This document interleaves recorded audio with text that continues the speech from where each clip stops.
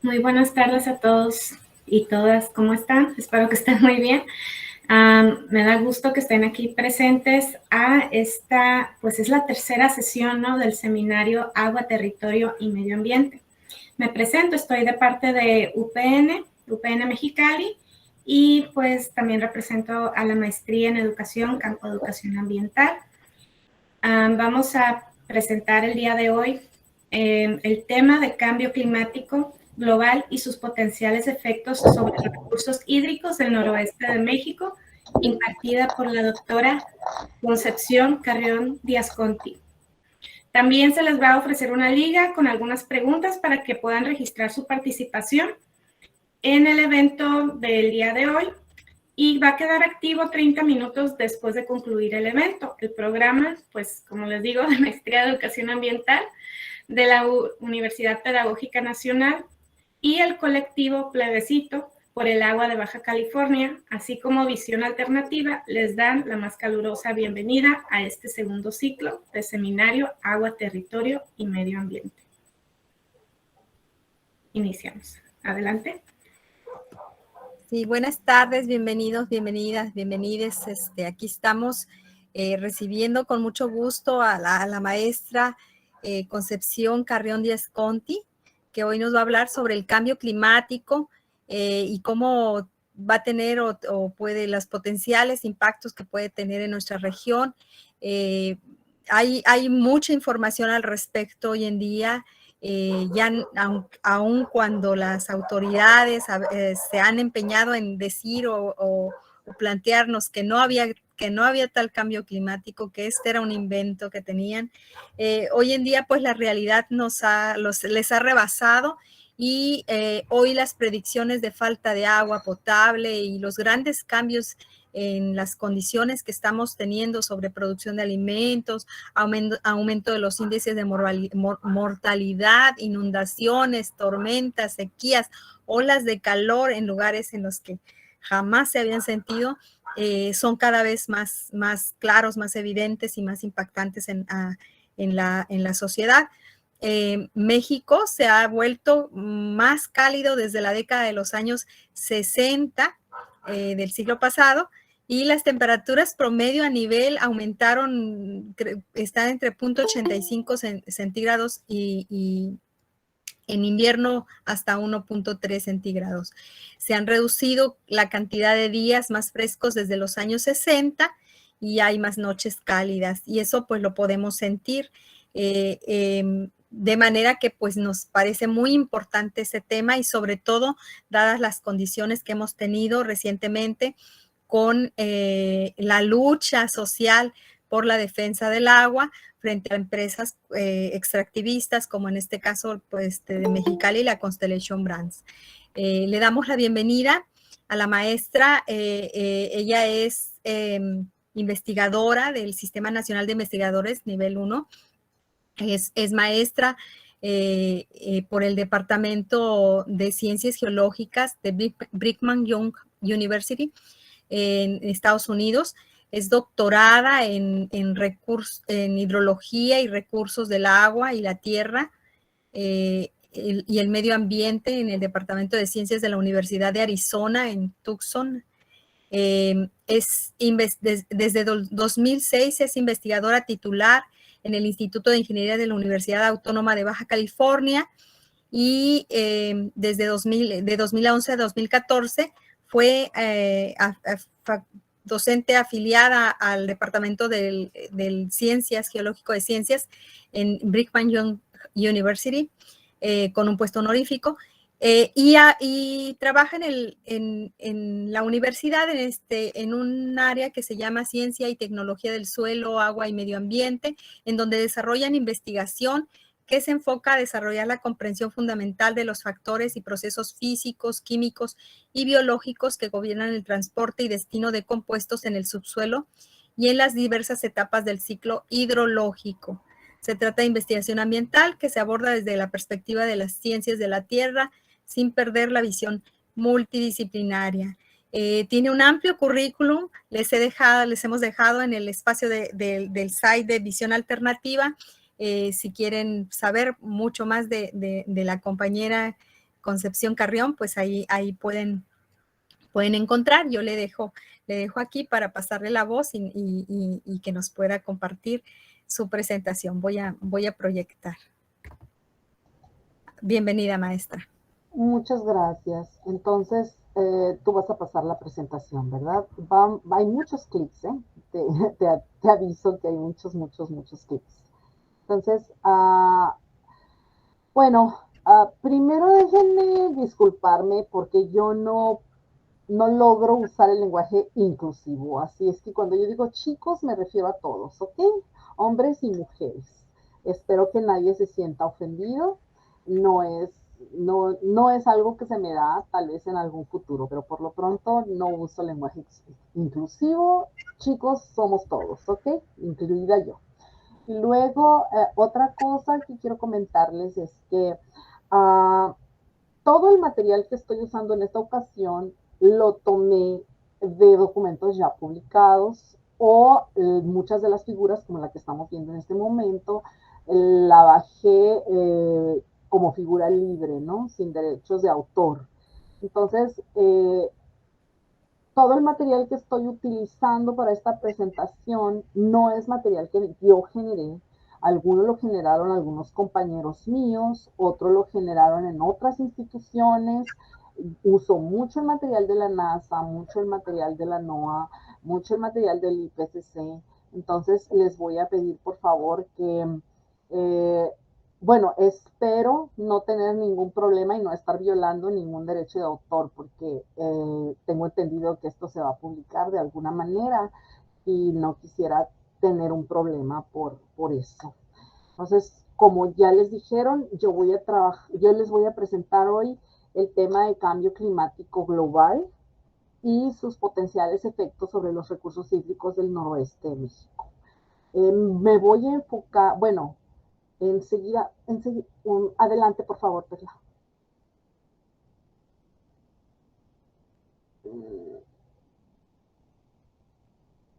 Ahí está. Vamos, el contenido va a incluir los siguientes puntos. Vamos a hablar del cambio climático, algunos fundamentos, sus definiciones. Vamos a hablar del cambio climático en el ciclo del agua. Después hablaremos del cambio climático y el agua en México. Y finalmente abordaremos los efectos del cambio climático en el agua en el noroeste de México. Yo le puse a la charla recursos hídricos, en realidad quería decir ciclo del agua, pero el ciclo del agua es mucho más amplio, mucho más general, así es que tuve que limitarme. Espero que no haya problemas. Cuando me refiera al ciclo del agua, me estoy refiriendo bueno, cuando me refiero a los recursos hídricos, me estoy refiriendo a una parte del ciclo del agua, realmente, que es realmente lo que yo estudio. Yo estudio el ciclo del agua, no una parte, o no necesariamente la distribución o el abastecimiento o la disponibilidad, ¿sí? Aunque esas cosas, sobre todo la disponibilidad, forma parte del ciclo del agua. Muy bien, adelante, por favor. Ok, hay,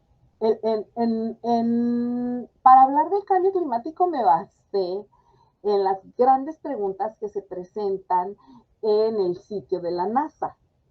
La primera de ellas que vemos aquí es ¿qué es el cambio climático global? Adelante, por favor. Digo que va a haber muchos enters. Luego, la segunda pregunta es ¿cuál es el problema con el carbono? Sigue, por favor. La tercera es, ¿qué es el efecto invernadero? Una cuarta, adelante por favor. ¿Cómo sabemos que el clima está cambiando?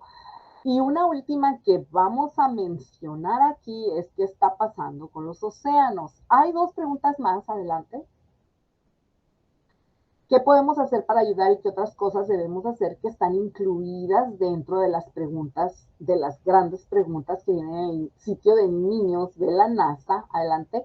Pero nosotros no las vamos a manejar aquí porque no nos alcanzaría el tiempo para abarcar tantos conceptos. Entonces, adelante. Vamos a empezar con la primera pregunta, ¿qué es el cambio climático? Entonces, vamos a basarnos en la definición del Convenio Marco de las Naciones Unidas de 1992 y que fue publicada en el Diario Oficial de la Federación en 1993, pero sigue vigente. Este está vigente y es un cambio de clima, y quiero que quede muy claro el uso de los colores, atribuido directa o indirectamente a la actividad humana.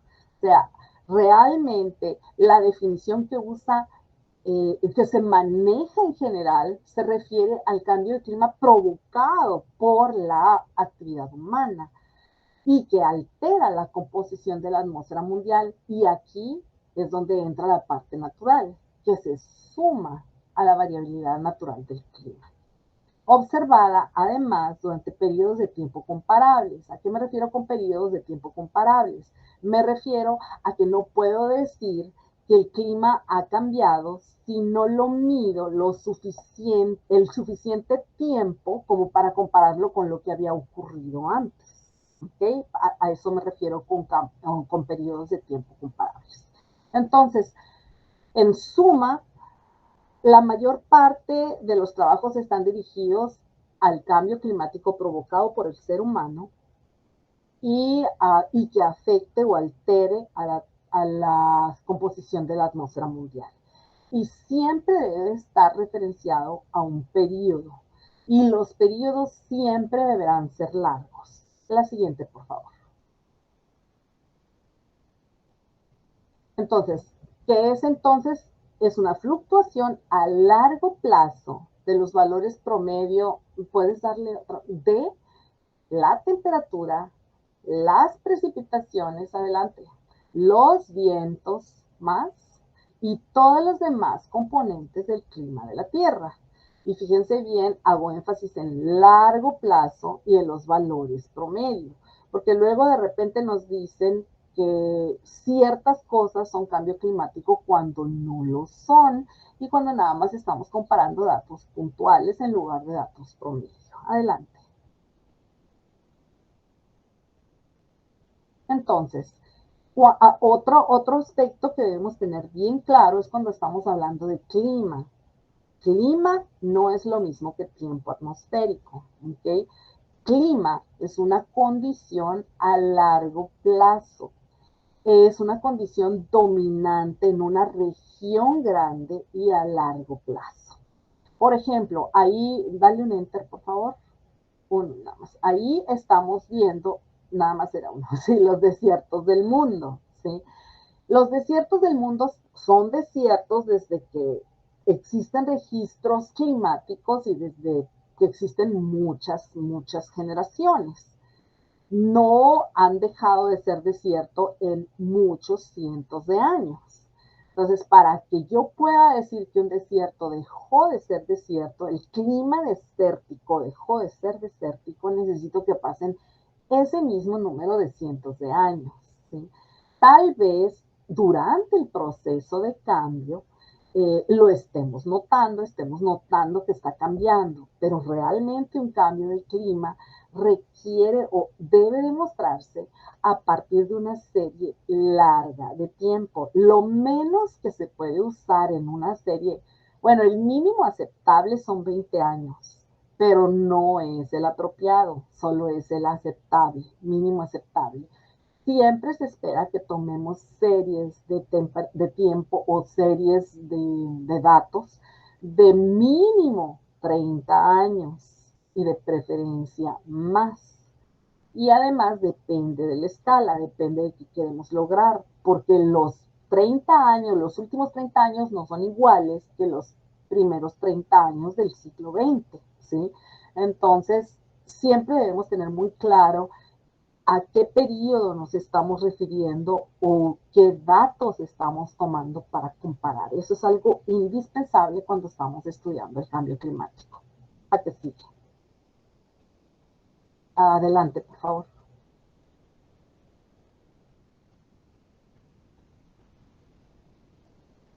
Bueno, lo que sigue, que ahorita parece que no quiere salir, es el tiempo atmosférico, ¿no? Que es completamente distinto. Eso ocurre en periodos cortos. Hay un problema, no quiere pasar, estamos ¿Qué tipo de problema estamos teniendo? Ahí está. Tiempo atmosférico se refiere básicamente a condiciones locales y temporales, ¿sí? O sea, cuando ustedes dicen el viernes hizo frío y la semana pasada hizo calor y hace un año a estas fechas estábamos con cobija y hace 2 años estábamos sudando y tuvimos que prender la refrigeración, a eso se refiere el tiempo atmosférico. Son variabilidades normales. El clima es otra cosa. Tiene que ser un periodo largo, definitivamente, y un cambio completo de condiciones. Adelante, por favor. Entonces, dale un enter, ¿sí? Que es el cambio climático, ya lo tenemos, el cambio climático global ya lo tenemos cubierto, o espero que haya quedado cubierto con esto que acabamos de ver. Vamos a atacar entonces el siguiente problema, o la siguiente pregunta. ¿Cuál es el problema con el carbono? Adelante. La pregunta con el carbono es que hay gente que simplemente no sabe si el carbono es bueno, es malo o es simplemente feo. Sí, ahí tenemos una molécula de carbono. Yo soy amiga del carbono, le tengo mucho cariño. Hay personas que no entienden todavía lo suficiente de él. Por favor, adelante. Y vamos a ver un video. Ahí, Perla, si te vas hasta abajo de la imagen, ahí está puedes darle, por favor. Debe tener sonido. No está compartiendo el sonido. ¿Te pasaste? Voy a activar mi micrófono para ver si es eso lo que está interrumpiendo el sonido. Me regreso. Aquí. Anterior. Me dicen si se escucha. El carbono es el cuarto elemento más abundante en el universo y es fundamental para la vida, ya que cada célula de cada ser vivo en el planeta contiene carbono. Existen básicamente dos formas de carbono. En su forma inorgánica está presente en la materia no viva, dentro del manto de la Tierra, disuelto en el agua del mar, en las rocas, en la tierra y en el aire. Y en su forma orgánica está presente en los organismos vivos. El carbono de la Tierra pasa constantemente de una de estas formas a otra en un proceso conocido como el ciclo del carbono, que es fundamental para la regulación del clima y para las necesidades básicas que sostienen la vida en el planeta. Este ciclo es un proceso biogeoquímico en el que el carbono se intercambia entre la atmósfera, la litosfera y la hidrosfera de la Tierra. En la atmósfera se presenta en forma de dióxido de carbono al combinarse con el oxígeno. En la hidrosfera en forma de ácido carbónico. Y en la litosfera en forma de rocas carbonatadas, petróleo o carbón. Mediante las cadenas alimenticias, los animales herbívoros toman el carbono de los vegetales que consumen, y los carnívoros lo toman de otros animales que les sirven de alimento. Además, los animales agregan dióxido de carbono a la atmósfera cuando respiran. Las plantas absorben el carbono del agua, del aire o del suelo, y luego devuelven una pequeña parte del carbono a través de la respiración vegetal.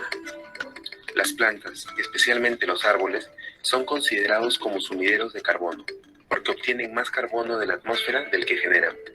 Los océanos también son sumideros de carbono, porque la vida marina absorbe más dióxido de carbono del que libera. Cuando los seres vivos en el planeta mueren, el carbono que está en su cuerpo es absorbido por la Tierra hacia la corteza terrestre, reteniéndolo durante millones de años, y con el tiempo es devuelto a la atmósfera por medio de erupciones volcánicas. Otras fuentes que agregan carbono a la atmósfera se dan por la explotación de combustibles fósiles como el petróleo, que sirven para sostener las actividades industriales y de transporte, pero es una emisión de carbono contaminado que representa una fuerte agresión para el planeta. El ciclo del carbono es un proceso que se repite de forma ininterrumpida y es fundamental para la vida en el planeta. ¿Puedes parar ahí, por favor, Perla? Sobre el ciclo del carbono, respondamos. Muy bien, ya. Puedes seguir adelante. Entonces, acabamos de ver lo que el ciclo del carbono representa en nuestro planeta. O sea, no es malo, es parte de nuestro planeta, sostiene la vida en nuestro planeta el carbono. ¿Ok? ¿Cuál es entonces el problema con el carbono? Aquí les estoy mostrando una figura de la anomalía de temperatura con el tiempo que tomé de Wikipedia y que fue construida porque los datos son públicos, pero él construyó o colocó encima varias de las gráficas o varios de los datos, graficó los datos de varias organizaciones y eso es lo que me gustó, por eso decidí tomarla, que tiene los datos de 5 organizaciones diferentes. Entonces, podemos ver cómo esas 5 organizaciones se están midiendo y tienen más o menos la misma tendencia y estamos viendo cómo la temperatura está aumentando y pueden ustedes ver el cambio. La escala marca cambio de temperatura. Está en 0.25 de grados centígrados cada una de las líneas y estamos viendo cómo hay un aumento con respecto a 1875 que casi siempre se toma como el periodo inicial. Entonces, de 1875 hacia adelante parece que empieza a bajar y luego empieza a subir constantemente el cambio. Ahora, ese no es un problema y no tendríamos nada que decir si no fuera por la siguiente gráfica. Adelante, por favor. En la siguiente gráfica tenemos la concentración de CO2 también en el tiempo, ¿sí? En partes por millón. Dale un enter, por favor. En las partes por millón se refieren a la cantidad de unidades de una determinada sustancia que hay en cada millón de unidades del conjunto. ¿Okay? Entonces, así es como se miden. Tenemos partes por millón y vemos que en algún tiempo, en 1980, en este caso, estaba en 340 y como para cerca de 2020 había sobrepasado los 400 partes por millón. Entonces, a alguien se le ocurrió la maravillosa idea de correlacionar estas dos curvas. Un enter, por favor. Y pudimos ver que hay más o menos una tendencia similar. No es tan precisa, yo la ajusté, ¿ok? Pero hay una tendencia similar hacia el alza. Por eso es que empezó a correlacionarse la idea de que el CO2 tenía que ver con el alza, con el incremento de la temperatura. Ahora, el CO2 se ha considerado a lo largo de la historia como un gas traza. Traza quiere decir que es tan pequeña la concentración que puede ser despreciable, ¿sí? Sin embargo, el CO2 ha mostrado tener ciertas propiedades que son las que lo están haciendo peligroso, sobre todo porque está siendo generado con mucha más en una tasa mucho más alta que lo que se ha generado a lo largo de la historia del planeta. Bueno, no del planeta, de la vida del hombre. ¿Puedes, por favor, dar un enter? Y aquí es donde empieza el problema, que se ha analizado que 5 litros de gasolina producen aproximadamente 10 kilogramos de CO2. ¿Sí? Bueno, entonces, por favor, lo que sigue. Entonces, vemos cuál es el problema del carbono. Lo han correlacionado con el incremento de temperatura. Y ahorita, para poder entenderlo mejor, tenemos que comprender lo que es el efecto invernadero. Un enter, por favor.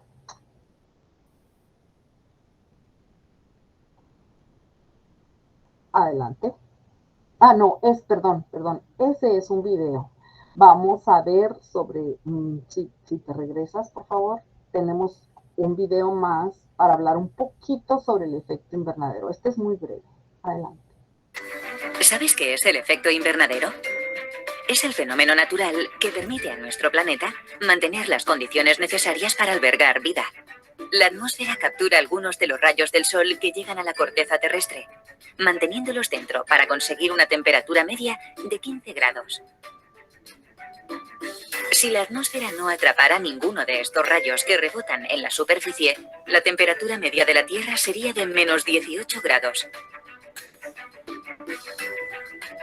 La atmósfera está compuesta por diversos gases naturales, siendo el nitrógeno, el oxígeno y el argón los que constituyen el 99,93% del total. Sin embargo, son otros gases como el vapor de agua, el dióxido de carbono, el metano, el óxido de nitrógeno y el ozono los que tienen una mayor incidencia en el efecto invernadero. Además, en la atmósfera también están presentes gases artificiales llamados clorofluorocarbonos. En la proporción adecuada, estos gases cumplen su cometido, pero al aumentar su concentración por obra del hombre, la atmósfera retiene más calor del necesario, provocando el aumento de las temperaturas, el deshielo de los polos, la desertificación, incendios, tormentas e inundaciones. ¿Por qué aumentan los gases de efecto invernadero? Hay 3 razones principales. La quema de combustibles fósiles como el petróleo, carbón y gas natural. La deforestación de bosques y destrucción de ecosistemas marinos que absorben el dióxido de carbono. Y el aumento de una población que cada vez consume más recursos naturales. Ahora que ya sabes cuál es la causa del problema, puedes ayudar a reducir la emisión de gases de efecto invernadero. ¿Y tú? ¿De qué manera luchas contra el cambio climático? Bien, gracias. Entonces ya puedes pasar a la siguiente. Entonces vamos a analizar un poquito sobre el dióxido de carbono y los otros gases de efecto invernadero. Ya vemos que el efecto invernadero en sí tampoco es malo, ni el dióxido de carbono es malo en sí, ni el efecto invernadero son malos. Al contrario, ambos sostienen la vida de este planeta. ¿Cuál es el verdadero problema? Entonces está en esta tabla, en la tabla de gases de efecto invernadero. ¿Puedes darle por favor un enter? Aquí vamos a ver. Quiero llamar su atención sobre ese recuadro rojo.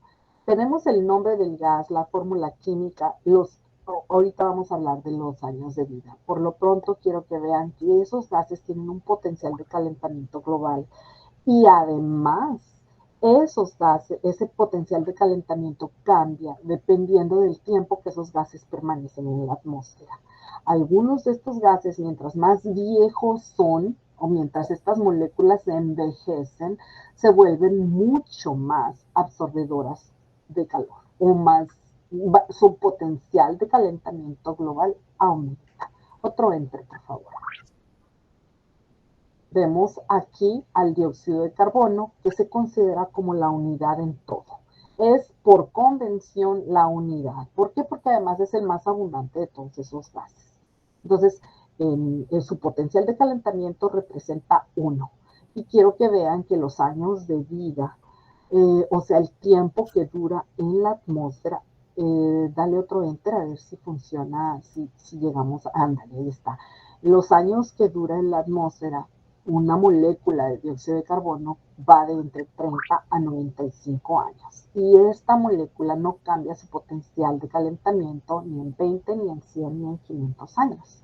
Sin embargo, vamos a ver que los otros gases que están ahí, entre ellos el metano, el óxido nitroso, el tetrafluorometano, el hexafluoruro de azufre, etcétera, todas esas moléculas tienen diferentes tiempos de residencia, o sea que duran diferentes periodos en la atmósfera.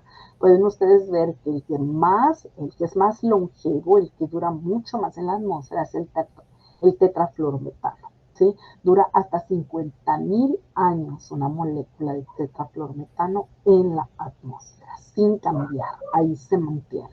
Y eso hace que su potencial de calentamiento también varíe, aunque cada molécula tiene uno diferente. ¿Puedes darle un enter, por favor?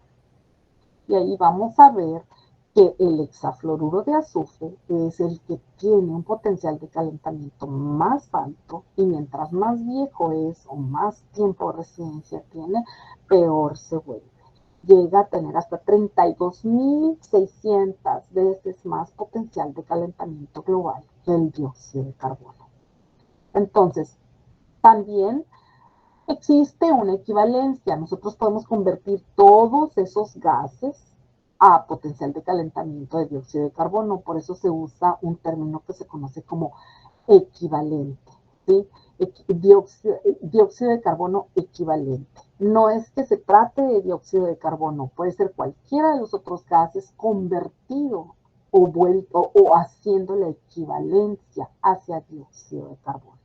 Entonces, aquí es donde está el verdadero problema, en el potencial de calentamiento que cada uno de ellos tiene. Que a pesar de que sus concentraciones en la atmósfera son mínimas, su potencial de calentamiento puede llegar a ser escandaloso.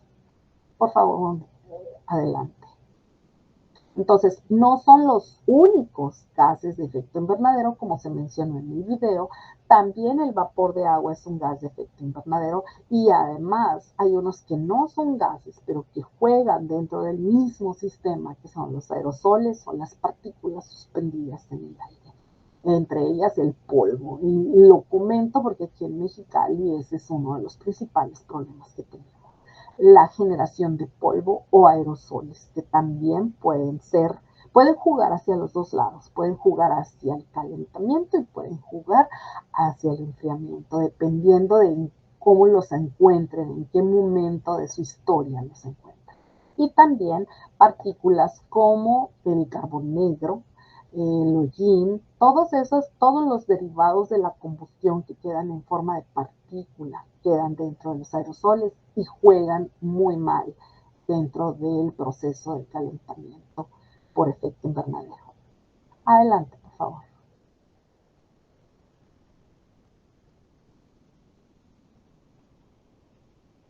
Bueno, entonces también dale un enter, ya hemos resuelto nuevamente qué es el efecto invernadero. Ahora quisiera que miraran las fotografías que tengo al pie de la lámina en el lado izquierdo, digo derecho, perdón. Ahí estamos viendo un glaciar. ¿Por qué estoy haciendo mención de él? Porque la siguiente pregunta es, ¿cómo sabemos que el clima está cambiando? Y esta es una evidencia que se usa con mucha frecuencia. El deshielo de los glaciares. Ustedes pueden ver en febrero de 2001 el glaciar, ahí en los círculos negros, rojos, les estoy marcando la cantidad de nieve que se alcanza a observar. En junio de 2007 pueden ver la cantidad de nieve ha disminuido bastante. Y si nos vamos a octubre del mismo 2007, aún es menor la cantidad. Entonces, este tipo de observaciones son las que se han venido haciendo a lo largo de muchos años para poder saber que el clima está cambiando. Sin embargo, ahorita les voy a mencionar algunas de las herramientas más útiles en los tiempos modernos. Adelante, por favor.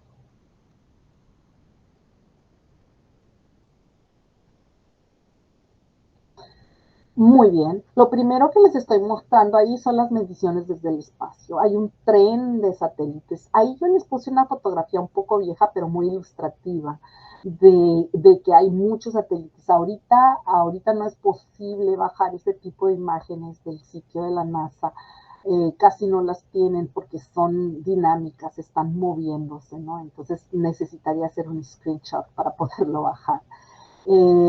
Y tampoco los muestran a los satélites de esta manera, nada más muestran sus rutas y sus nombres, ¿no? Entonces pueden ustedes ver, ahorita una de las tecnologías más avanzadas en la que está confiando la mayor parte del planeta o de los habitantes del planeta es en la medición desde el espacio. Por favor, puedes dar un enter. Aquí estamos viendo un ejemplo de los resultados que se obtienen con las mediciones desde el espacio. Estamos viendo una escala, dale un enter por favor. La escala nos está mostrando, en ese círculo rojo, nos está mostrando hacia el calentamiento y hacia el enfriamiento. Y podemos ver que el color rojo es el del calentamiento, ¿sí? Entonces estamos viendo, eso está en grados Fahrenheit, y estamos viendo cómo se están manejando las temperaturas. Se están mostrando las temperaturas en este momento. Son solo mediciones de temperatura, pero también se utilizan para medir cambios y poder determinar calentamiento. Ahora les voy a mostrar una de las tecnologías que yo adoro y con la que estoy más familiarizada. Adelante, por favor. Bueno, ahí nada más para mostrarles que se hacen en años. Pues esos análisis se hacen por año, ¿sí? Los registros en el hielo. Me encanta esa tecnología. Desde hace más o menos unos 20 años, tal vez un poco más, un poco menos, alrededor de 20 años, se han venido perforando los hielos permanentes. ¿Sí? ¿Por qué? Porque los hielos permanentes han atrapado las condiciones atmosféricas en el tiempo de su formación. Aquí podemos ver a personas, bueno, la tecnología para perforación y al final una persona levantando un núcleo de hielo. Sí, estos núcleos de hielo son muy cotizados, son proyectos bastante caros y muchos países o todos los países participantes se pelean por un pedacito de ese hielo. ¿Sí? ¿Por qué? Porque con ese hielo podemos ver, como les digo, se quedan atrapadas las condiciones ambientales de ese periodo. El agua que formó ese hielo lleva dentro de ella toda la información del ambiente de ese momento. Un enter, por favor. Ahí vamos a ver cómo otro enter, por favor. Y vamos a ver que cada uno de esos fragmentos tiene que ver con una profundidad. El de más arriba es la parte más somera, el del medio es la parte media y el de abajo es exactamente la parte baja. Y podemos ver cómo va cambiando su apariencia. Pero en el del medio se ven muy bien las láminas. ¿Sí? Esas laminaciones son representativas de las diferentes cosas que contenía la nieve en el momento en que estaba precipitando. Si había polvo, se llevó el polvo con ella. Si había una firma isotópica del agua, puedes darle un enter, por favor. Ahí es donde vamos a ver lo de la firma isotópica, ¿sí? Las laminaciones, la firma isotópica y las burbujas. Las burbujas, muchachos, ustedes saben, agarren el hielo de su refri y van a ver que el hielo tiene burbujas, ¿sí? Las burbujas contienen gas del momento en el que fueron atrapadas, ¿sí? O atrapado el gas, ¿sí? Entonces, esos gases se pueden analizar, claro, no directamente, porque los gases cambian muchas cosas, cambian su proporción. La proporción se mide a partir de la presión parcial y la presión parcial puede alterarse, pero hay tecnología para resolver esa situación. Entonces, las laminitas se cuentan, las burbujas se rompen y se analizan los gases y los isótopos son parte de la composición natural del agua. Entonces, esa tecnología nos ha dado un montón de información para ver la historia del planeta, la historia de al menos esos años. Ya vieron ustedes ese núcleo de más de 3.000 metros de profundidad, más de 3 kilómetros de hielo, y cada una de las laminitas va quedando cada vez más apretada, pues representa miles de años, o sí, miles de años debe representar. Puedes dar un enter, por favor, de historia climática en el planeta. Y que es la misma tecnología que se utiliza o muy similar. Entonces, es el mismo principio que se usa para el análisis de corales, para análisis de crecimiento de árboles, para las estalactitas y todo lo que crezca en capas. ¿Sí? Entonces, queda atrapada la información ambiental y podemos ver hacia atrás. Y ahorita vamos a ver por qué nos interesa eso de ver hacia atrás. Les voy a mostrar una gráfica en donde vamos a ver hacia atrás la historia de nuestro ambiente en el planeta. Por favor, lo que sigue. Entonces, a partir de tecnologías similares a estas, nosotros hemos llegado a esta gráfica. Esta es una gráfica pesadísima. Ha costado mucho trabajo lograr bajarla. Esperemos que se pueda reproducir. Ya la traté de reproducir en algún momento y no pude. Ese simbolito que está ahí arriba, ese cuadrito que tiene arriba a la izquierda, es porque no pagué por bajarla. Entonces, como la bajé gratis, me metieron el logo y no tengo ningún problema. Antes sí la podía bajar. Tengo la de 2007 que la bajé sin ningún problema, pero ya la de 2021 no me dejaron bajarla sin el logo, ¿no? Y ahí lo que estaba era enero del 2021 en 415 partes por millón. Quiero que se fijen que hay una especie de reloj en medio donde dice 1979. Esa especie de reloj es donde va a ir avanzando el tiempo. Arriba de ese reloj está el mapa, en donde vamos a ir viendo cómo cambia el número de estaciones en las que todavía no le pongas play. Primero déjame explicar todo esto, ¿sí? Entonces, en ese mapa vamos a ir viendo el número de estaciones, cómo va variando el número de estaciones. Y también estamos viendo un cuadro rojo y un círculo rojo y un círculo azul. El círculo azul en la gráfica de la izquierda en donde dice 330 y 340, ahí está la concentración que se tenía en 1979. ¿Okay? Y en el círculo rojo tenemos a la isla, ay, siempre he sabido cómo se llama y ahorita se me fue, a Mauna Loa. Sí, en esa isla siempre ha habido mediciones, desde ahí fue donde se creó la gráfica de Chile, creo que se dice, no estoy muy segura, la gráfica que acabamos de ver de concentración de CO2, ¿sí? Killing, creo que es Killing, discúlpenme, se me fue el nombre. Entonces, vamos a ver en la margen derecha, donde están el relojito y el mapa, abajo hay otra escala, ahí abajito vamos a ver la evolución del CO2, ¿sí? También. Entonces vamos a estar viendo muchas cosas al mismo tiempo, vamos a necesitar poner mucha atención, vamos a ver cómo la línea de la izquierda, donde están los puntos azul y rojo, vamos a ver cómo ir subiendo y subiendo y subiendo a lo largo del tiempo. Y vamos a ver en la de la derecha, vamos a ver la evolución a lo largo del tiempo y vamos a irnos hacia el pasado. Entonces, tiempo, ubicación, evolución y el pasado. Todo eso vamos a ver al mismo tiempo y esperemos tener suerte y poder verlo. Lo bajé del sitio de la NOAA. Ok, ellos lo tienen. Adelante.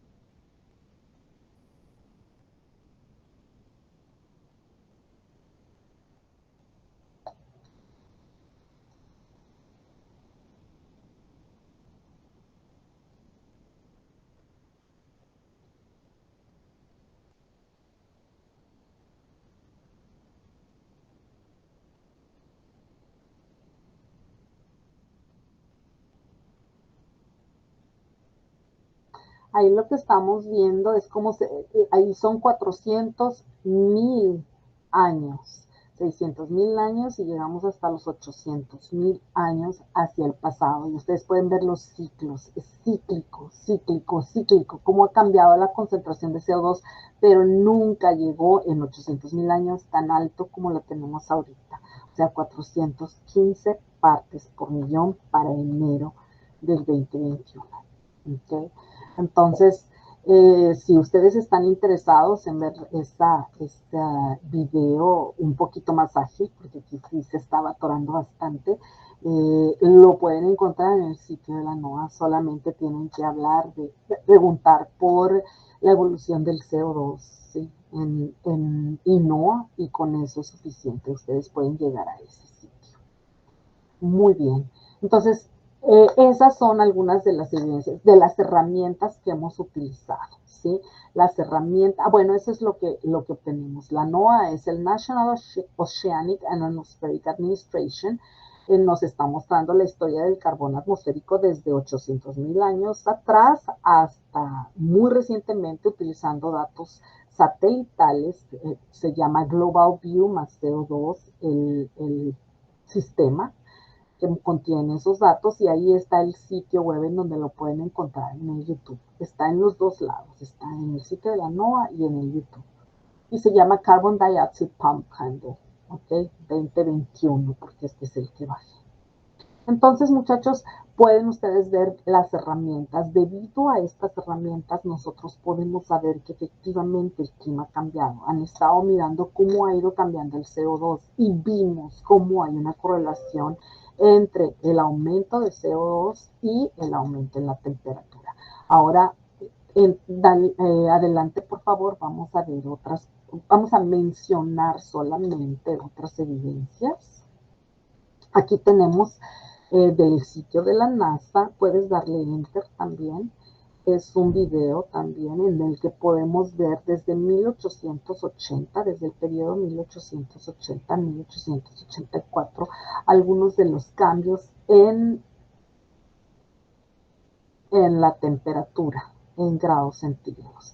Al principio todo está ligero, fíjense en la escala que está en el lado izquierdo superior.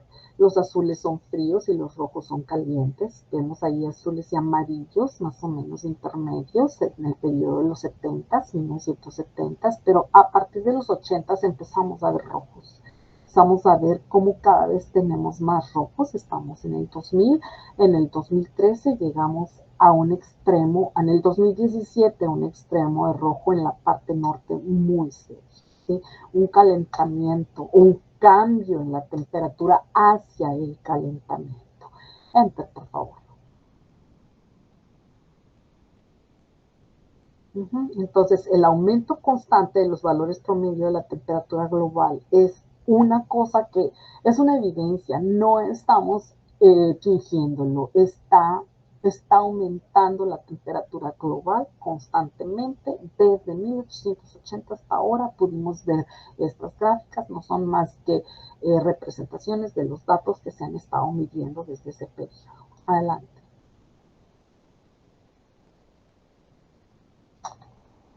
También se ha estado midiendo el hielo polar y se tiene una pérdida seria de hielo polar. Y podemos ver en el periodo de 1850 a 1990 más o menos se hizo un análisis y tenemos el año 1854 en un estimado, ¿no? Para 1854, en donde vemos más o menos la cantidad de hielo.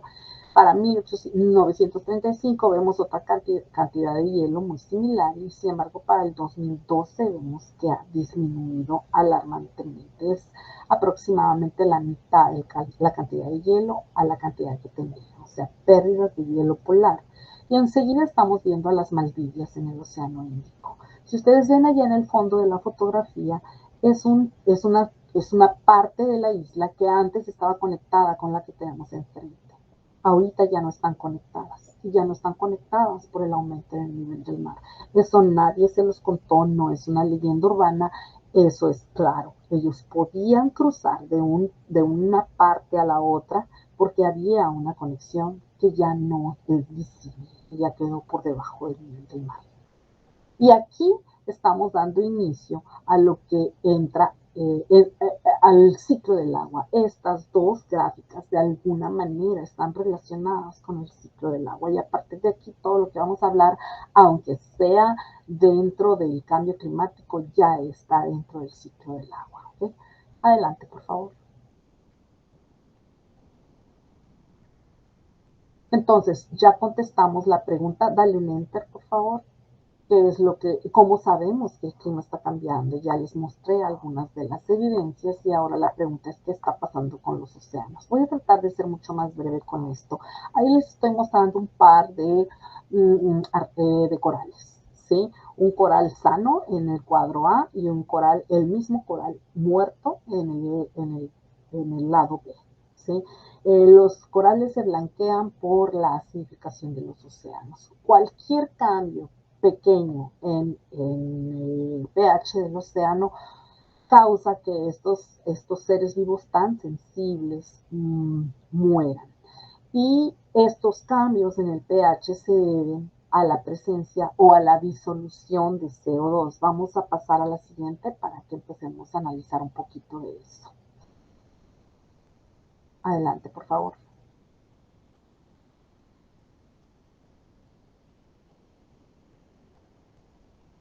Sí, es muy pesada mi presentación. Me temía que íbamos a estar teniendo este problema, por eso se las mandé, porque si estuviera enviándola desde aquí, desde mi oficina, estaría peor. No hubiéramos podido ver al menos el video de la NOAA, no lo hubiéramos podido ver.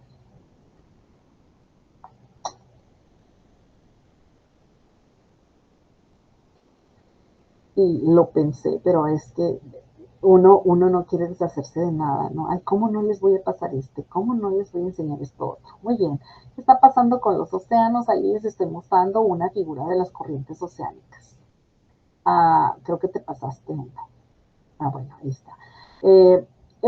Las corrientes oceánicas es algo que muy poca gente tiene en mente. Pero las corrientes solamente los expertos en oceanografía, supongo, o algunos climatólogos, no sé quiénes, la verdad, no estoy informada. Pero las corrientes oceánicas son sumamente importantes para mantener el equilibrio térmico en el planeta. Y no solo el equilibrio térmico. Dale un enter, por favor. El equilibrio térmico y la distribución de nutrientes y la distribución de sales en el planeta. Entonces ustedes pueden ver ahí algunas manchitas que dicen calor liberado a la atmósfera. Todas esas partes que dicen calor liberado a la atmósfera es que las corrientes oceánicas arrastraron ese calor hacia esas zonas. Y si se fijan, Europa es uno de los beneficiarios y América del Norte es otro de los beneficiarios de ese calor liberado hacia la atmósfera. Si no fuera por ese calor liberado hacia la atmósfera, esas zonas serían súper heladas. Y si nosotros estamos alterando la temperatura atmosférica, recuerden que la atmósfera y el océano están en contacto. Por lo tanto, vamos a alterar la temperatura oceánica y vamos a alterar ese sistema. Por favor, una más. Aquí les estoy mostrando cómo en la figura de la izquierda estamos viendo la distribución de calor en el perfil del océano, cómo se calienta arriba y cómo abajo se mantiene frío. Eso es muy importante para la vida de los organismos marinos. Esa distribución del calor también puede ser alterada en el momento en que reciba mucho, en el que se caliente un poco más la superficie, va a cambiar este sistema y este sistema se ha mantenido y ha mantenido la vida marina durante muchos siglos. Tenemos, o milenios, ¿sí? Milenios y hasta millones de años, ¿sí? Millones de años, efectivamente. Y entonces vemos el de la derecha, en donde tenemos la presencia de CO2 atmosférico y cómo es disuelto por el mar. El CO2 atmosférico, como lo vimos en el video, en el primero de los videos, altera el pH del océano, porque entra al océano o al agua como ácido carbónico, y el ácido carbónico tiene un pH bajo, cambia el pH del agua y cambia las condiciones de vida de algunos de los organismos. También interviene en la precipitación de roca e interviene en más liberación de CO2 y muerte de algunos organismos. Entonces, no lo vamos a discutir mucho porque nos ocuparía toda la noche hablar de esto. Vamos a seguir adelante, por favor. Entonces, tenemos aquí distribución de CO2, distribución de calor y distribución de sales también. Adelante. La salinidad tiene que ver con la densidad del agua. Entonces, mientras más densa sea el agua, se mueve y ya se queda lo menos denso va arriba, lo más denso va abajo, etc. Entonces, altera completamente los sistemas oceánicos. Y por lo tanto, tenemos el problema que más se ha notado o del que más se hace mención de la acidificación del océano y del efecto sobre los organismos. El océano absorbe el CO2 de las actividades humanas a un ritmo aproximado de 22 millones de toneladas por día. Nadie sabe si lo va a poder seguir sosteniendo y de esta manera es un sumidero muy importante porque remueve aproximadamente el 30% del CO2 emitido hacia la atmósfera cada año. Adelante.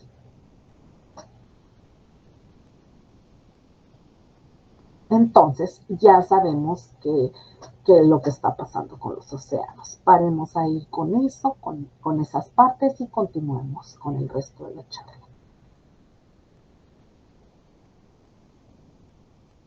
Y vamos a hablar un poco más sobre el agua. Adelante. Para hablar del agua necesitamos recurrir a varias cosas. Primero debemos tener presente que la dinámica del clima afecta tanto a las fuentes de lluvia y nieve de todo el mundo como a su distribución y puede ocasionar cambios en el caudal fluvial y en la tasa de recarga de los acuíferos. Aquí puedes dar un enter, por favor. Quiero que tengan muy presente otro más, que el clima, bueno, creo que son 3. El clima, entonces, lo que vamos a tener presente aquí es que la dinámica del clima afecta a las fuentes del agua, a la distribución del agua, uno más, por favor, y que provoca cambios en el ciclo hidrológico, sobre todo en el caudal de los ríos o fluvial y en la recarga de los acuíferos. ¿Y por qué son tan importantes esos dos? Porque vamos a llegar al noroeste, en donde esos 2 puntos se van a discutir muy seriamente. Adelante. Luego tenemos a la ciencia. La ciencia y la tecnología, sigue por favor otros 3 enters, en donde vamos a tener que la ciencia y tecnología nos ayuda a monitorizar, o sea, a estar evaluando de manera continua cualquier parámetro, cualquiera de los que hemos visto, a mitigar, o sea, a tomar decisiones sobre mitigación y a tomar decisiones sobre adaptación con respecto al cambio climático y su influencia en los recursos hídricos. Quiero hacer notar que en los 2 párrafos que puse, la palabra afecta y efectos son lo mismo y están en las 2 partes. Tanto el clima afecta como la ciencia y la tecnología ayuda a solucionar esos efectos. Adelante. Creo que vamos a hablar un poquito de monitorizar. Monitorizar quiere decir observar, medir e incluso estimar. O sea, observar nada más, medir con detalle y estimar quiere decir hace algún análisis de datos. Adelante.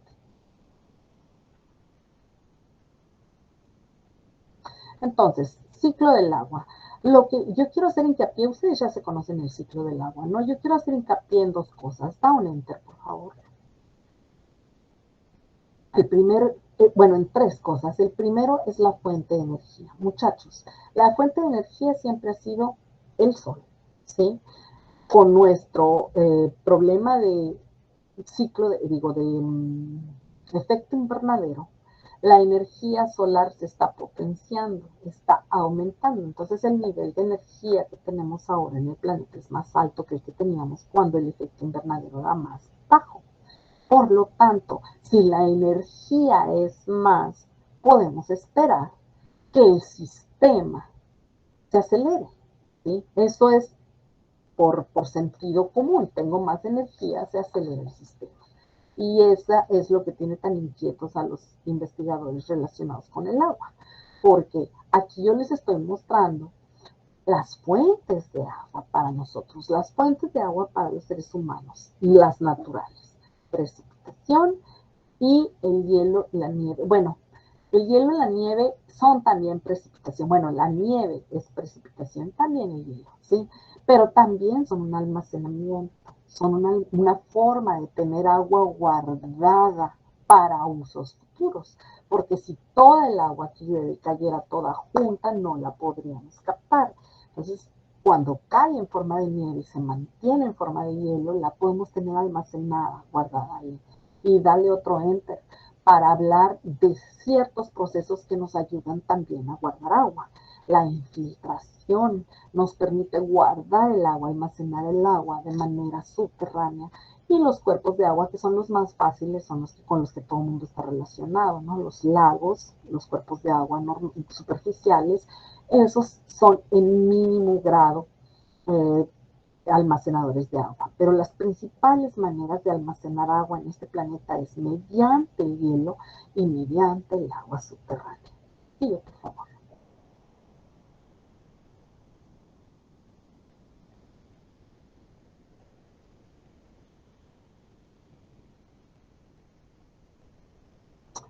Entonces, estamos perdiendo algo de tiempo, ¿no? Con esta problemática.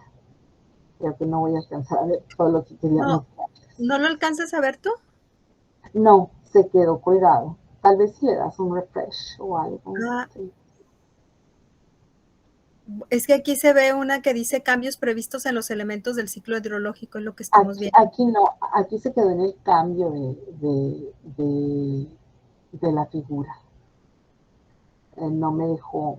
Si quieres, bueno, yo tengo, sí, los demás también están viendo la otra lámina, o sea, soy yo la única que no la está mirando. ¿Alguien me puede decir si cuál está mirando? Si está se ve congelada. Se ve el ciclo del agua, se mira nada más. Ah, ok, se quedó congelada, efectivamente. La que tú dices de los cambios previstos no lo estamos viendo, nada más tú la miras, se quedó en tu computadora. Ahí está, ya la vemos. Ya. Ah, no, ya la había visto y ya no la veo. Ahí está, ahí está. Muy bien, cambios previstos. De acuerdo con el IPCC, que va a salir ahora en 2022, pero que ya está disponible, ¿sí? Ya está disponible en el sitio del IPCC.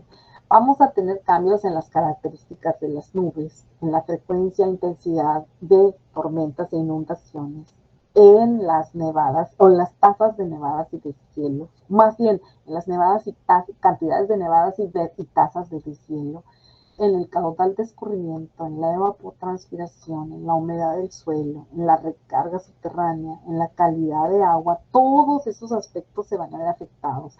Todos esos aspectos tienen que ver con el ciclo hidrológico y con la planeación y manejo del agua.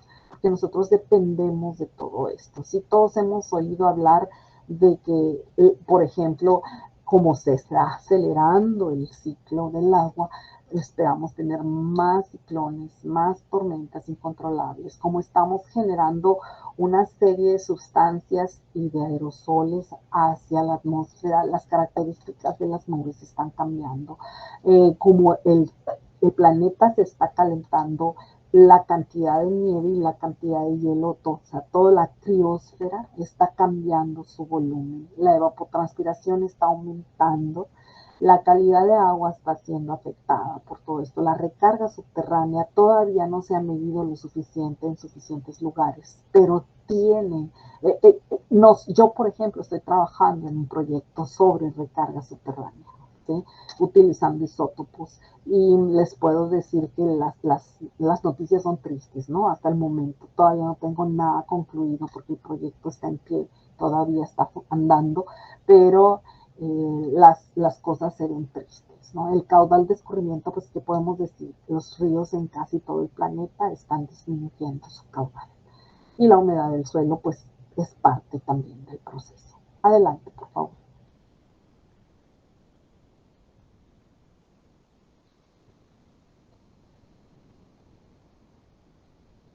Este es un mapa de estrés hídrico. Yo no estaba muy segura de querer utilizarlo porque no le encontré la fecha en ninguna parte. Lo produjo Aqueduct y lo han usado muchísimas personas en la investigación y en sus publicaciones, pero no le encuentro la fecha. De cualquier manera, estrés hídrico implica que el agua captada es la relación entre agua captada con respecto al agua disponible y pueden ustedes ver todo lo que está en rojo tiene problemas de estrés hídrico, mientras que lo que está en gris oscuro no tiene datos y lo que está en gris claro es árido y con poco uso. Alcanza a verse ahí que la Baja California está en gris, ¿sí? Tenemos poco uso, pero alrededor de la Baja California hay muchas manchas rojas. Entonces podemos ver que al menos la presentación del estrés hídrico nos está diciendo que alrededor de nuestra área hay zonas de estrés hídrico. Adelante.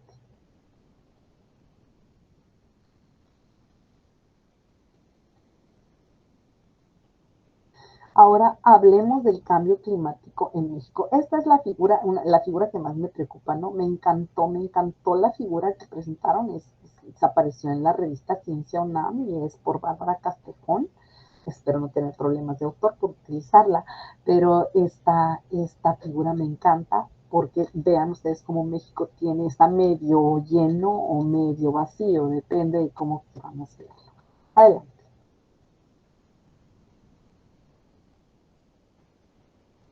Y aquí tenemos un mapa del clima. Es importantísimo que tengamos presente que empecemos por el clima cuando estamos hablando de los recursos hídricos en México, porque esto nos va a ayudar a ver exactamente a qué nos estamos enfrentando. Podemos ver que todo lo que está en rojo y naranja son zonas tropicales, que tienen lluvias ya sea todo el año o solamente en verano.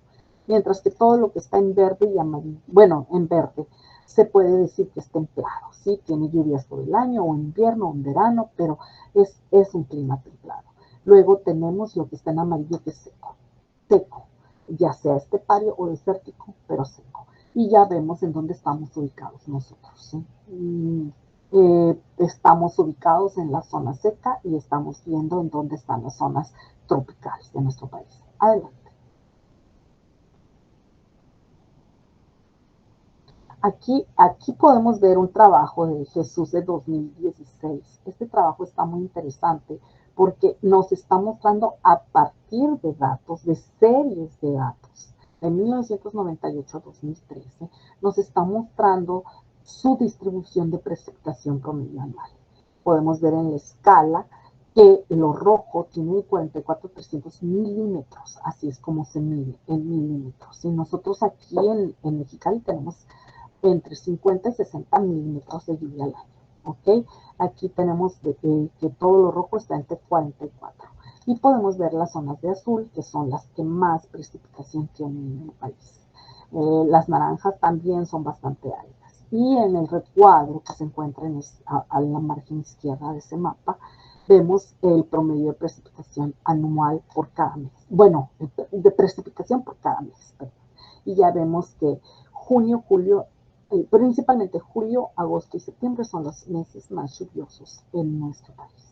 Pero estamos viendo que de cualquier manera la distribución de lluvia no es como muy justa, ¿no? La distribución, como vimos desde el principio, la distribución no está en nuestras manos. Adelante. Bueno, y además ya estamos viendo nuestra región, ¿no? Estoy aprovechando para meternos también a nuestra región. Disponibilidad de agua en México. Aquí estamos viendo... ahí está. Estamos viendo la disponibilidad. Este es un documento. Esta figura la tomé de las estadísticas de agua en México de 2018. Y estamos viendo las diferentes regiones, pero más que ver las regiones, nosotros estamos en la región 1. Vemos que el sureste mexicano pues tiene bastante disponibilidad, mientras que lo gris implica que tenemos menos. Fíjense bien en la leyenda, dice que en el norte, centro, noreste tenemos entre más o menos 1.573 metros cúbicos por habitante al año. El detalle es que es para todos los usos, ¿okay? Está dividido por habitante al año. 1.573 metros cúbicos podrá sonar mucho, pero está incluida la alimentación, está incluido el baño, está incluido el riego, está incluida la industria, está incluido todo ahí, ¿sí? Y en el sureste mexicano hay 10.611 metros cúbicos al año.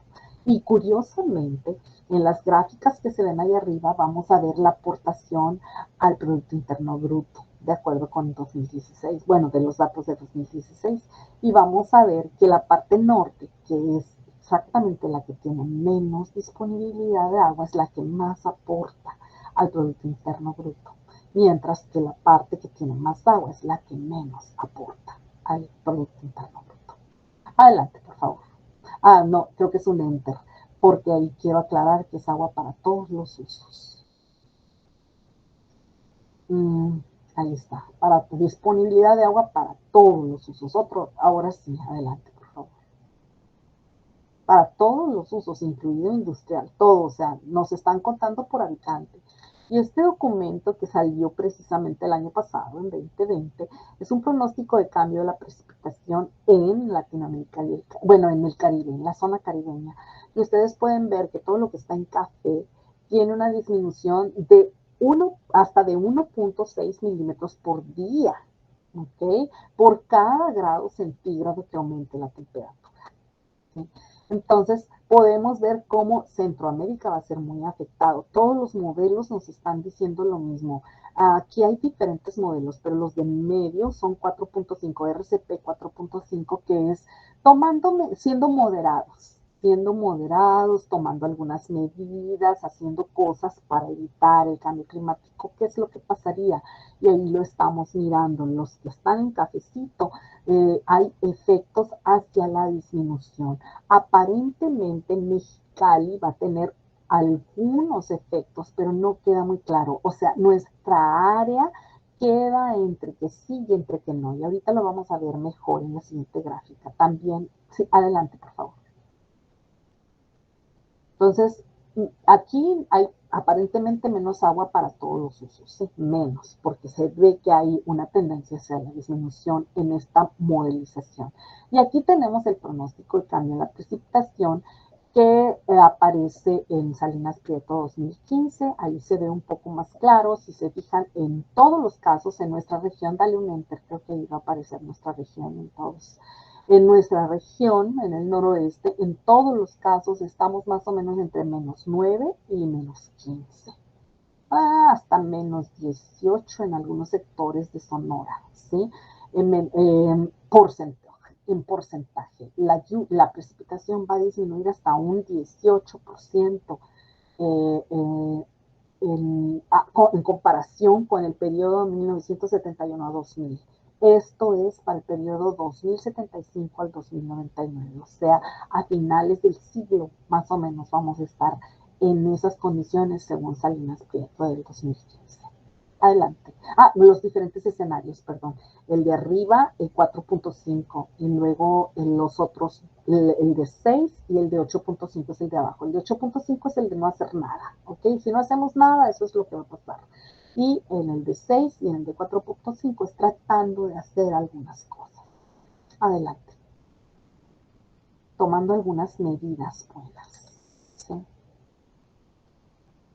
Y aquí vemos, eso era en cuanto a precipitación, esto es en cuanto a acuíferos, ¿sí? Agua subterránea.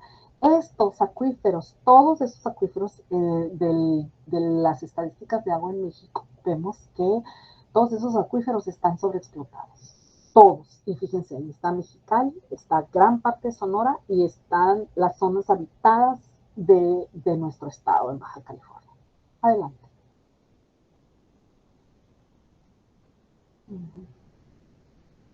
Otro.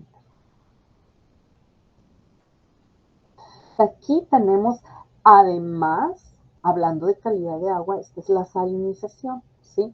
Y podemos ver que todos los acuíferos que tenemos más o menos en las mismas zonas, ¿sí? Los mismos que acabamos de ver como sobreexplotados, además la mayoría están salinizados, ya sea por intrusión marina o por salinización de los suelos, por alguna razón, ¿sí? Entonces, nuestra agua subterránea es uno de los recursos que más dañado parece estar. Adelante.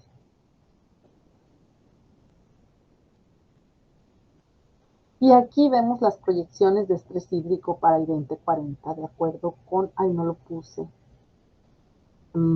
Sí, ahí dice World Resources Institute. ¿Sí?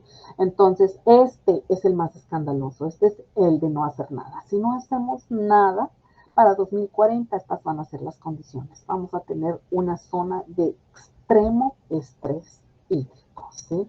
Va a ser superior al 80% si no hiciéramos nada. Adelante. Y ahora hablemos de nuestra región, muchachos, del río Colorado. Esta es nuestra zona, ¿sí? Aquí estamos viendo, puedes darle un enter, creo que al darle un enter va a aparecer un circulito, ahí está. Ahí estamos nosotros en ese pedacito, pero dependemos por completo de todo eso que está en azul. Esa es la cuenca del río Colorado. Dale un enter, creo que va a aparecer algo, van a aparecer varias cosas más. Vamos a necesitar como 4 enters ahí. Ok. Desafortunadamente para nosotros, el 80% de toda esa cuenca depende de la nieve.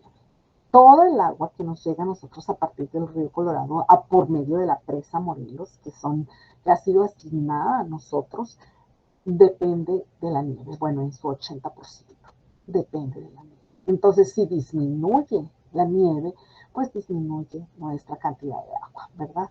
Entonces, podemos ver además ahí que ese río está muy controlado, tiene un montón de presas. La leyenda que tiene esa imagen son todas las presas de control diferentes y podemos ver sus símbolos a lo largo del río, ¿sí? En Colorado tenemos la primera, en el borde entre Utah y Arizona tenemos la segunda, en Nevada tenemos la tercera y así nos vamos, ¿sí? Hasta que llegamos a Mexicali, en donde tenemos, bueno, un poquito antes de Mexicali, que está la presa Imperial, y después nosotros tenemos a la presa derivada a Morelos. Ahora, de esta agua, muchachos, se tiene asignado el 100% de esa agua, ¿sí? Toda tiene dueña. 18.502 hectómetros cúbicos, y ahí arriba les puse que es un hectómetro, son 1.000.000 de metros cúbicos, ¿sí? 18.502 hectómetros cúbicos están asignados a 7 estados de la Unión Americana, mientras que 1.850 hectómetros están asignados a México y se dividen entre Baja California y Sonora. Entonces, para un total de 20.352 hectómetros cúbicos al año. Esto está publicado por ahí con GetJet, pero eso es dato muy conocido. Y de un estudio de anillos de árboles que cubre un periodo de 400 años por Stockton y Hackery de 1976, se sabe que el flujo de agua promedio de este río es de 16.652 hectómetros cúbicos al año. Dale un enter, por favor. O sea que las asignaciones exceden el flujo promedio del río. Tenemos más agua comprometida que la que realmente se produce en esta cuenca en donde nosotros vivimos. O sea, ahí está claro que hay un problema muy serio, porque es mucha más el agua asignada que el agua recibida. Adelante, y me refiero al total, no nada más a nosotros. Nosotros teníamos nuestro fijo 1850, pasara lo que pasara. ¿Y cómo se distribuye aquí en el Valle de Mexicali? Se distribuyen esos 1.862.75 hectómetros cúbicos que entran por los 3 lados que aparecen en la izquierda, en la derecha, que dice LIN, LIS y CP. Por ahí llega el agua, por esos 3 puntos. Se distribuyen entre la agricultura, la mayor parte, 1.645, la industria, 65, algunos poblados, 7.81, Mexicali, 8.39, el uso público urbano, 16.2, y otros usos, 2.08. Así es como se distribuye el agua que llega del río Colorado. Adelante, por favor.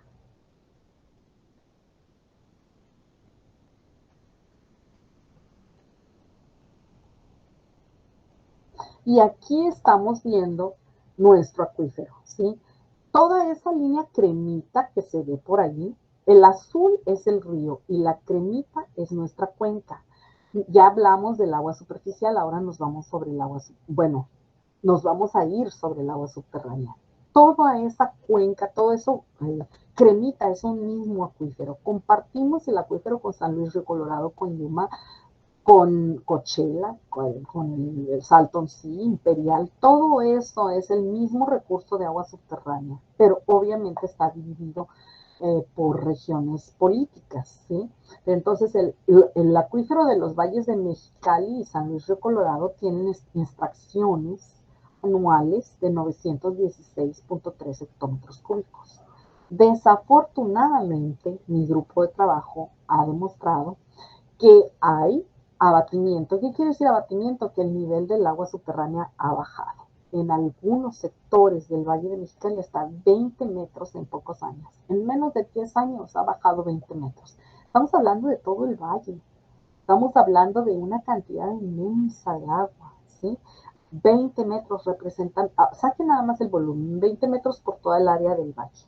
Y luego multiplíquenlo por la porosidad, que debe ser más o menos 0.3. Y esa es la cantidad de agua que hemos perdido a lo largo de unos 10 años, ¿sí? Y que no estamos recuperando. Adelante, eso significa que no estamos recuperando. Adelante, por favor. Aquí tenemos la distribución del agua subterránea. Estamos viendo que están concesionados, y bueno, los concesionados son unos y la recarga estimada son otros, y terminamos teniendo unas cantidades diferentes a las que realmente se han venido reportando a lo largo del tiempo. Pero lo importante es que parte de esta agua nos llega realmente del Valle de San Luis y nos llega también del Valle de San Felipe, de la zona de San Felipe, y se usa en usos industriales, en usos agrícolas, y una buena cantidad se va para sostener actividades en Tecate, en Tijuana, en Ensenada. ¿Sí? Entonces, podemos ver que aparte de que tenemos, de que se está abatiendo y que tenemos poca, todavía nosotros estamos, o de alguna manera no nosotros, el acuífero está abasteciendo para parte de las necesidades de Tijuana, Tecate y Ensenada. Adelante. Y aquí vemos una noticia muy particular. La Comisión Internacional de Límites de Aguas es la que se encarga de este acuífero, porque como ya vieron es binacional, ¿no? Está en Estados Unidos y está en México. Entonces hay una comisión en Estados Unidos y una en México que se encarga de las aguas binacionales. Nosotros estamos en una de esas condiciones, en Tijuana están también en esas condiciones, en todo el río Bravo, a lo largo de todo el río Bravo también están en esas condiciones. Pero lo que yo les quiero mostrar es esto. ¿Alguien de ustedes, chicos, me quiere hacer el favor de leer ese párrafo? Porque es sumamente importante. Alguno de los chicos, Edna, Javier, Rodrigo, Kenia, Manuel, Lourdes, Edgar, Carlos, alguno de ustedes, háganme el favor de leer esto. ¿No? ¿Ninguno? Si no se animan, puedo leer yo. A ver, adelante, Kenia. Deja que lea Kenia. Sí, claro que sí. Kenia, aviéntate. Las asignaciones de agua del río Colorado a los usuarios de México y los Estados Unidos serán reducidas el próximo 2022 por primera vez desde la firma del Tratado de Aguas Internacionales de 1944. Las proyecciones de los niveles de almacenamiento de las presas de la cuenca del río Colorado realizadas por parte del Buró de Reclamación, dependiente del Departamento del Interior de los Estados Unidos, indican que las reducciones entrarán en vigor el próximo año a consecuencia de la peor sequía con duración de 22 años de la que se tenga registro, la cual mantiene el lago Mead de la presa Hoover en su nivel más bajo desde que inició su llenado a fines de los años de 1930. Muchas gracias, Kenia. ¿Qué les parece la noticia, no? Aparte de todo, tenemos esta noticia, ¿no? Este año la publicó la Comisión Internacional de Límites y Aguas, y ese es solo el primer párrafo, ¿sí? Tiene mucha más información, pero como pueden ver, las asignaciones que nosotros hemos tenido tan seguras durante todo el tiempo, pues ya no están tan seguras. ¿Sí, Perla? Este dato, bueno, no sé, dice por primera vez, me llama la atención el que diga eso, porque ya ahora en 2020 nos hicieron una reducción, ¿no? La de los 51 millones de metros cúbicos. No, se anunció, pero es esta. Ah, ok. Se anunció, pero es esta, se refiere a esta que va a entrar en vigor en 2022. Disculpen que diga 2022, pero pues es que uno se acostumbra a simplificar, ¿no? Muy bien, ya vimos la noticia. Sigue, por favor, Perla. Adelante.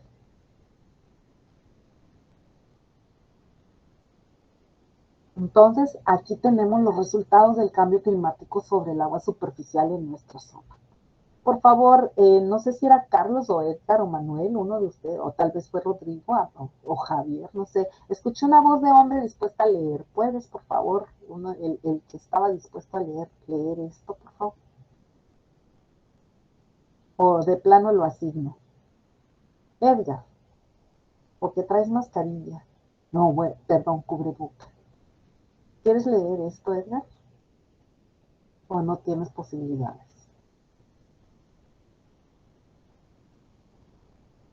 Bueno, parece ser que no. ¿Javier? A ver, Javier. Sí. Adelante. Resultados del cambio climático sobre el agua superficial. El caudal del río Colorado ha disminuido en 9.3% por cada centígrado de aumento en la temperatura. ¿Continúo? Muy bien. Sí, continúale.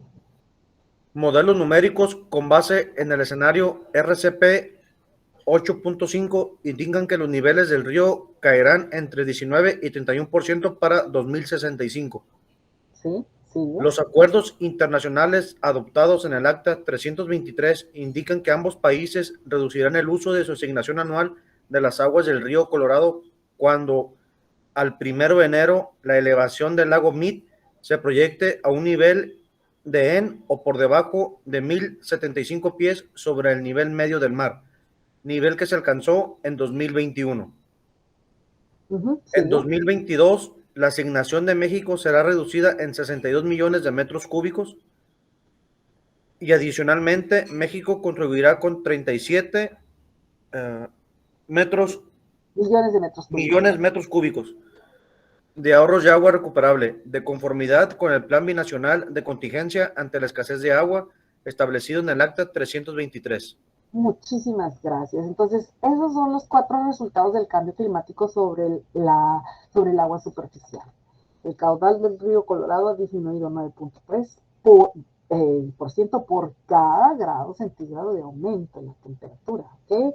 Los modelos numéricos más exagerados, el 8.5 es el no hacer nada, recuerden, está indicando que los niveles del río se van hasta 31% más abajo para 2065 y tenemos que el nivel del lago Mead se alcanzó este año a 1075 pies y que México se ha comprometido a que le reduzcan 62 millones de metros cúbicos, que son los 50,000 acres pies. ¿Sí? Esas son las unidades que ellos usan.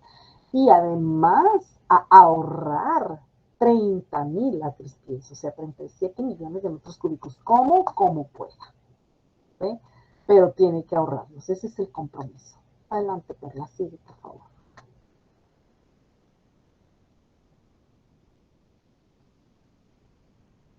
Vemos, además, no hay otro más, ¿no? ¿Era el último? Bueno, esta ya es la propuesta. Ya recordé. ¿Por qué la del agua subterránea no la menciono? Muchachos, no menciono la del agua subterránea porque estamos en eso. Mi grupo de trabajo está trabajando en eso, ¿sí? Estamos haciendo el análisis y al momento, como les digo, no se ve muy prometedor, ¿no? No se ve muy prometedor. Aparentemente estamos... desafortunadamente para nosotros el agua del acuífero parece ser, hagan de cuenta que es un vaso de agua de vidrio. No se va para ningún lado, ahí está almacenadita. Bueno, sí se va, pero supongamos que no. Y lo que estamos haciendo es bebiéndola. Entonces, no la estamos rellenando. ¿Y qué es lo que va a pasar? Pues simplemente va a llegar un momento en que ya no vamos a tener acceso. El popote ya no nos va a alcanzar para llegar al agua, ¿sí? En algunos lugares vamos a tener que hacer pozos más profundos. La gente se va a estar moviendo, ya se está moviendo. Están subiendo a la mesa arenosa, ya están perforando ahí enfrente de la barda, de la línea divisoria de los dos países. ¿Sí? Entonces, no estamos viendo estas son las circunstancias. Yo les estoy planteando las circunstancias y aquí les estoy mencionando una última página de la propuesta del INTA del 2020, en donde nos dice cosas muy simples. ¿Sí? Sus recomendaciones son cosas que se pueden hacer fácilmente, que se podrían hacer, recomendaciones que se han venido dando desde hace mucho tiempo y que todavía no hemos logrado instaurar. Rehabilitar la red de abastecimiento de agua potable. Esa es una de las cosas, porque dicen que el volumen concesionado alcanza a proveer para la población, para 3 veces el tamaño de esta población, pero que la pérdida de agua es enorme entre el transporte, entre las fugas y un montón de cosas, porque en el transporte superficial hay evaporación, muchachos, también, ¿no? Nos habla de la infraestructura, de la modernización de la infraestructura de riego, del problema de estar aplicando la lámina de riego de manera tradicional, sin un análisis cuidadoso y sin un buen transporte. Nada más que en el puro transporte ahorraríamos el 10% de la cantidad de agua que están usando en el río. Luego, la transparencia de datos, insiste en la transparencia de datos que nunca hemos podido lograrla. Hay muchísima gente que no registra el uso del agua que tiene y los registros que hay, pues, producen conflictos, ¿no? Conflictos sociohídricos, que les dice. Ese tercero ya es un asunto más sociohídrico que hídrico realmente. Las medidas de gestión del agua a nivel corporativo, o sea, se espera que las empresas adopten buenas medidas industriales y se sugiere que para la sostenibilidad debemos manejar conceptos que no voy a manejar en esta presentación, que implican la huella hídrica, la equidad hídrica, la eficiencia hídrica y el riesgo hídrico relacionado con el cambio climático. Y pues creo que es todo. A ver, dale un enter más. Creo que con eso terminamos. Sí, ahí están. Ahí están mis datos, muchachos. Si ustedes quieren contactarme, si quieren pedirme información, si quieren que comparta algo con ustedes, ahí está mi email, ccarriond@uabc.edu.mx. Con que sepan ccarriond es suficiente, todo lo demás es estándar, todos tenemos el mismo. Ahí está una página del Instituto de Ingeniería donde yo trabajo, que realmente no está actualizada desde hace como 10 años, ¿no?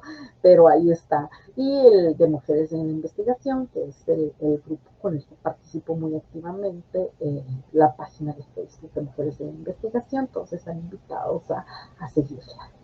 Y pues preguntas, comentarios, dudas. Ajá, Analí. Hay una pregunta de parte de Edna María Eliet sobre el comunicado sobre el recorte de agua del 2022, que si es el original y si de favor lo podría compartir.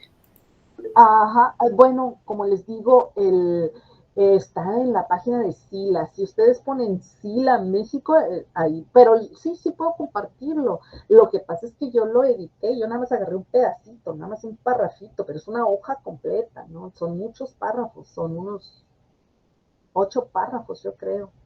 Yo nada más puse el primero, ¿sí?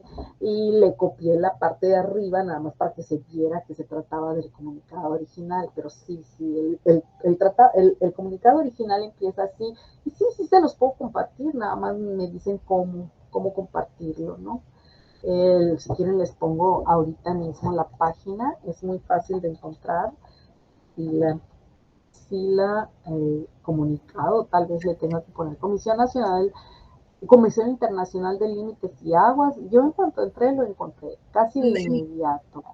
De hecho, en la página del site, ahorita se los voy a poner también aquí, van a poder encontrar esa información y alguna adicional para que complemente toda esta información que nos has podido compartir. Muchas gracias. Sí, sí se los puedo compartir. Sí, bueno, como te parezca bien, pero sí está muy disponible. Sí, está muy disponible. Sí lo puedo compartir si me esperan un ratito. Pues sí, nada más.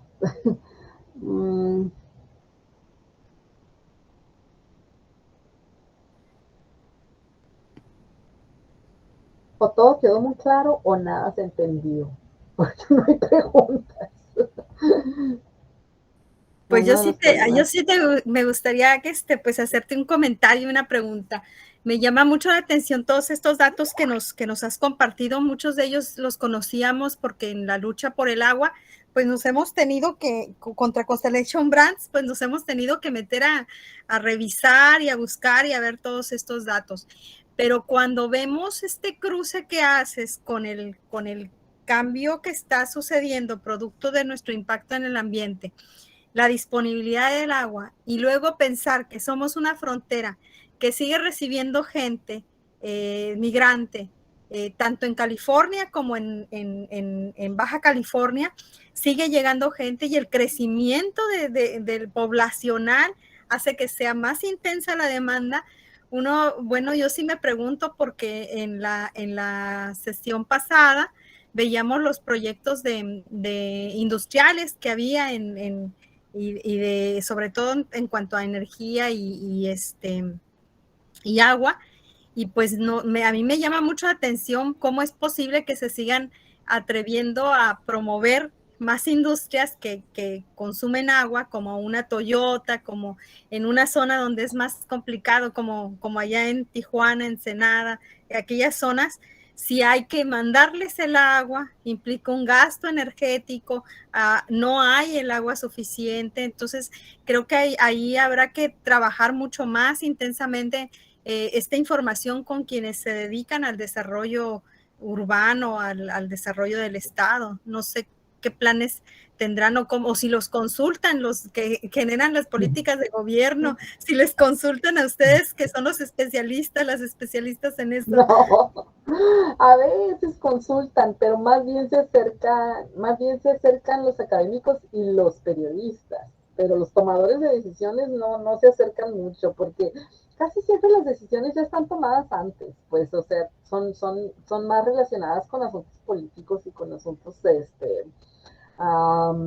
¿qué puedo decir? Científicos, ¿no? Como que somos complicados para explicarles. Bueno, yo les puedo decir un par de cosas a favor. Esto es algo de lo que me enteré hace como 15 años, ¿no? Tal vez más. Que querían hacer un puerto, creo que en Punta Colonet, querían hacer un buen puerto. Y no lo han podido hacer porque una de las condiciones para hacer ese puerto es que se asegure que van a proveer agua. Pero no nada más agua para sus funciones, sino agua para todas las poblaciones que van a llegar a formar parte. Ya ven que hay empleo primario, empleo secundario y empleos de no sé qué tipos, ¿no? Indirectos y directos y no sé cuánto. Bueno, pues entonces, para que se aseguren de que van a producir agua para toda la población que llegue, porque no hay agua, simplemente no hay agua, pero hay mucho mar. Entonces, ellos en Dubái así viven, ¿no? En Dubái desalan simplemente, ¿no? Entonces, si llega una empresa, esa debe ser, así como hicieron con el puerto de Colonet, así deberían hacer con cualquier otra empresa, ¿no? Muy bien, venga usted, instálese, nada más asegúrese de producir el agua para todas las personas que van a estar involucradas en su proyecto, ¿no? Creo yo que esa es mi opinión muy personal, no tiene nada que ver con otras cosas. Yo escuché esto hace tiempo, les digo, hace como 15 años, ni siquiera lo leí, me lo comentaron algunas personas involucradas. Y me pareció una solución muy buena, ¿no? Para zonas en donde no hay agua, ¿no? Quieres instalarte, adelante, además produce el agua que necesitas. Y no solo tú, sino todos los que están alrededor. Se me ocurre, ¿no? Es una de las cosas que a mí se me ocurre.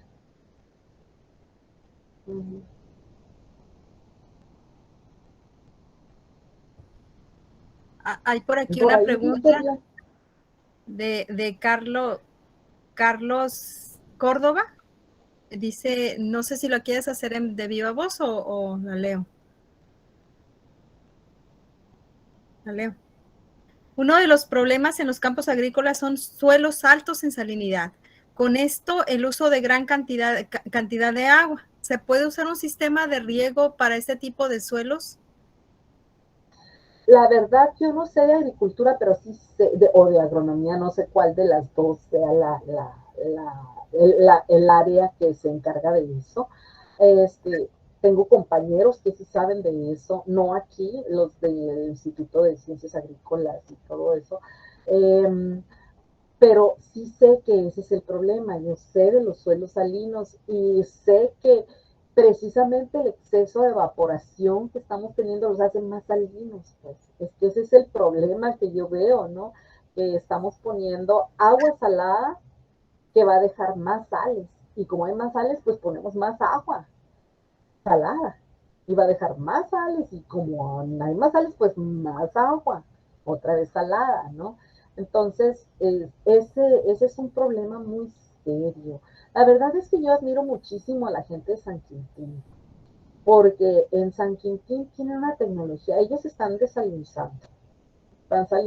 Por cierto, hay cosas que no son admirables y que no voy a mencionar en este momento, pero la parte admirable es que no tienen agua y hacen unas producciones excelentes, ¿sí? A goteo. Y incluso tengo entendido, no soy experta, como les digo, es más, no soy completamente ignorante. Tengo entendido que la hidroponía es sin tierra, sin suelo, ¿sí? Eso es lo que tengo entendido. Entonces, aún así, están empezando a investigar en irse hacia ese lado, hacia la hidroponía, ¿no? Entonces, son impresionantes porque no teniendo agua, teniendo que desalar el agua, tienen comprometidas cosechas por millones de dólares y comprometidas cosechas por años, ¿sí? Hasta por décadas, yo creo. Y tienen que desalar su agua. Entonces, yo sé que no es lo mismo, no estamos hablando del mismo tipo de cosecha, pero pues ellos se han buscado la manera de solucionar su problema desalando, ¿verdad? Entonces, yo no sé cuál sería la solución en el Valle de Mexicali. Yo lo único que sé es que cada vez están agravando más el problema. Lo salinizan más cada vez con esa metodología de riego. Sí, igual también para el compañero Carlos Córdoba, nuestra última sesión de este seminario, vamos a tratar sobre el tema de la salinidad y la relación también con el agua. La va a tratar un ingeniero en recursos hidráulicos, entonces creo que te va a poder esclarecer también un poco más en ese sentido. Y hay otra pregunta de Edna Gómez. ¿Cómo podemos colaborar ciudadanos y académicos para lograr una efectiva conciencia del agua?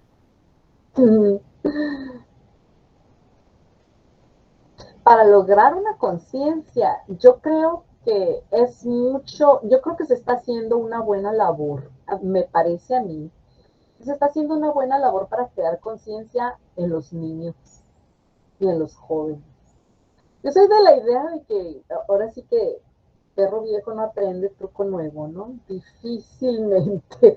Entonces, yo creo que trabajar con los niños y con los jóvenes es excelente. Son ellos los que abrazan las causas, ¿no? Los que dicen, sí, sí, hay que hacer algo por el mundo, porque además el mundo es lo que los espera. A nosotros el mundo es el donde estamos, ¿no? A ellos es lo que los espera y yo creo que está haciéndose una muy buena labor. Cuando yo empecé con lo del cambio climático, casi nadie sabía nada. Sin embargo, mi hijo sabía perfectamente qué era el protocolo de Kioto y estaba en la secundaria o en la primaria, ¿sí? Todos sus compañeros sabían lo que era el protocolo de Kioto. Salieron de la primaria sabiendo, ¿sí? Entonces, en cambio, yo hice una encuesta a nivel universitario y nadie tenía una idea, ¿no? Entonces, creo yo que por ahí va el asunto. La concientización tiene que empezarse casi desde la cuna para que realmente tenga valor y tenga influencia en el mundo. Ya los demás, yo no puedo evitar que mi cuñada prenda toda una lavadora para lavar unos calzones, ¿no?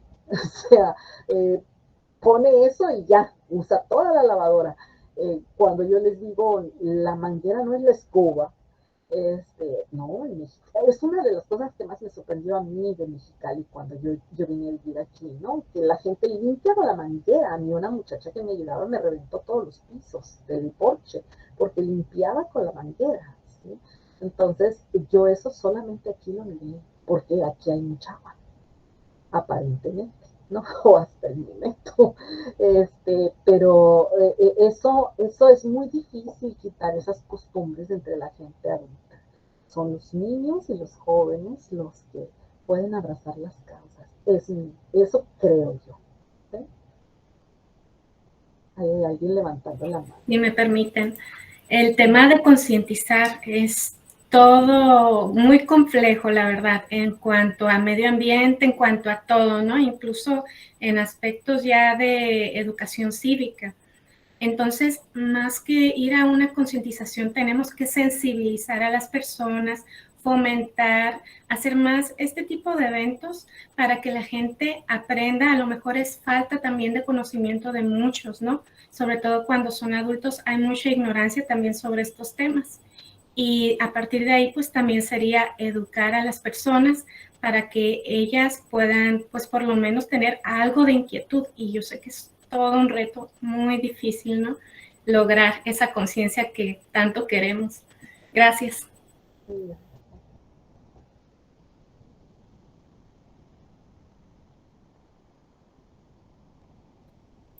Comparte un comentario aquí, Perla. Gusta compartirlo. Sí. Quería preguntarte sobre, no sé si has escuchado sobre este proyecto de llevar agua del mar de Cortés a la Laguna Salada y cruzarlo por ahí, a lo mejor para que llegue hasta Salton-Sea. No sé si has escuchado ese proyecto. ¿Qué problemas podría traernos un proyecto de ese tipo a los mantos freáticos? No tengo idea, nunca, no había escuchado esa idea de llevar agua desde el Golfo hacia el Salton Sea. Dicen, no sé para qué quieren llevar agua salada. La calidad del agua salada es peligrosa, ¿eh? Entonces, nada más para decirles, el agua del mar tiene 35,000 partes por millón de sales, ¿sí? Entonces, cuando digo 35,000 partes por millón y les digo que el agua de beber debe tener cuando mucho 500 partes por millón para beberla, pues pueden darse cuenta de la gravedad. Entonces, no me imagino por qué quieren llevar agua salada. No sé, debería investigar un poco más al respecto. No tengo idea, la verdad. Aquí les compartí la nota, pues está a nivel de periódico nada más, como siempre, pero pues ahí había la idea de que según esto podían plantarse productoras de camarones y todo eso. Buscan llevar agua a la Laguna Salada para los capaz. Bueno, no sé, hay algunas especies, que yo tengo entendido que hay algunas especies que crecerían bien ahí, pero yo creo que sí afectarían mucho al ecosistema, porque ustedes pueden decir que no hay plantas y que no hay animales, pero hay, ¿sí? Y ese es el ecosistema natural. Entonces, yo le enseño a mis alumnos del curso de cambio climático, siempre les enseño, cualquier acción que tomen, la que sea, la más linda de las acciones que se encuentren, va a tener un lado bueno y un lado malo. Y tienen que pensar siempre que los beneficios sean mucho más que los perjuicios.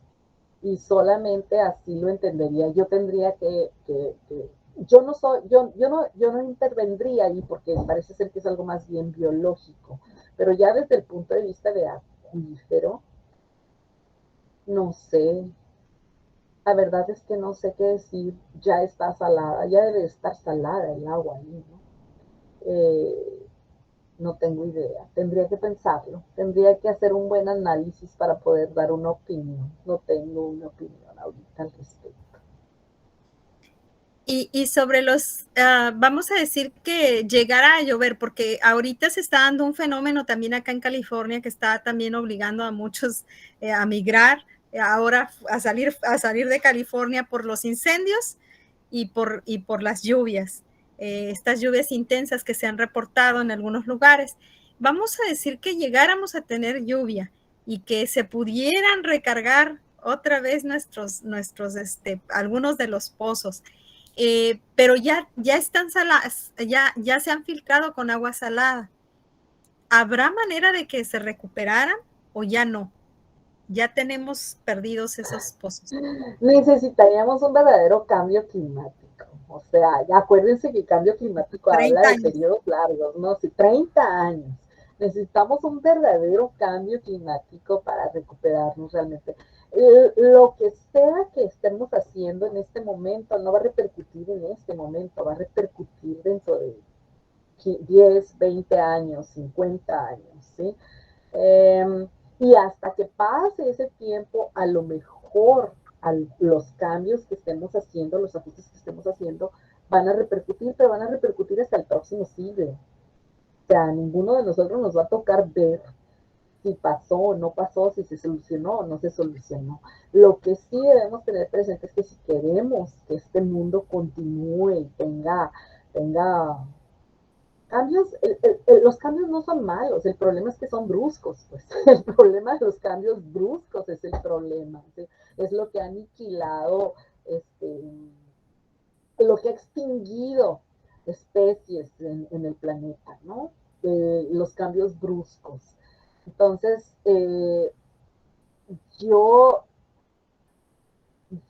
en corto plazo no veo manera de solucionarlo, pero en largo plazo, claro que sí, todo puede ser posible. Sí. En largo plazo, sí, si hay un cambio climático de cualquier tipo, claro que sí, sí, las cosas pueden, es que uno nunca sabe hacia dónde van, qué va a pasar. El planeta es muy dinámico y hace muchos cambios y cuando uno menos lo espera, responde de una manera completamente distinta a lo que pensábamos, ¿no?